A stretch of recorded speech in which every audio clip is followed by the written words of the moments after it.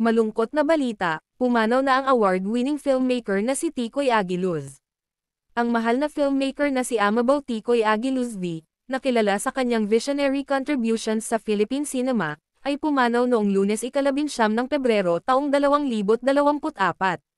Maikling highlight, maagang buhay at karera, ipinanganak noong 1952, lumitaw si Ticoy Aguiluz bilang isa sa mga pinaka-prolific na direktor sa pelikulang Pilipino.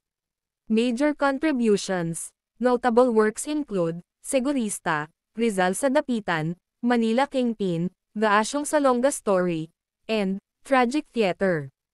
Mga gantimpala at pagkilala ang kanyang 1,976 na pelikulang Segurista ay napili bilang entry ng bansa sa Academy Awards. Pinarangalan siya ng Gawad Urian para sa Best Director para sa parehong pelikula.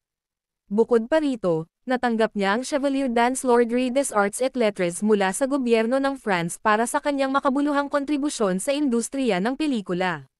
Legacy, si Aguiluz ang nagtatag ng Cine Manila International Film Festival at nag-iwan ng hindi maalis na marka bilang isa sa mga nangungunang figure ng Philippine Alternative Cinema.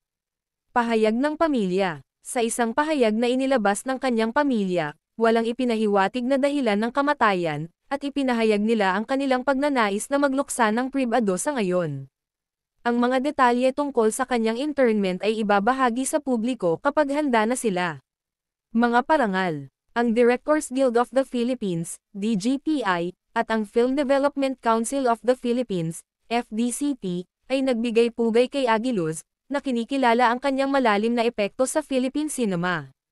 Conclusion. Ang pagpanaw ni Ticoy Aguiluz V ay nagmamarka ng isang malaking pagkawala sa mundo ng sinehan, na nag-iiwan ng isang legacy na patuloy na magbibigay inspirasyon at matunog sa loob ng industriya ng pelikula sa Pilipinas at higit pa.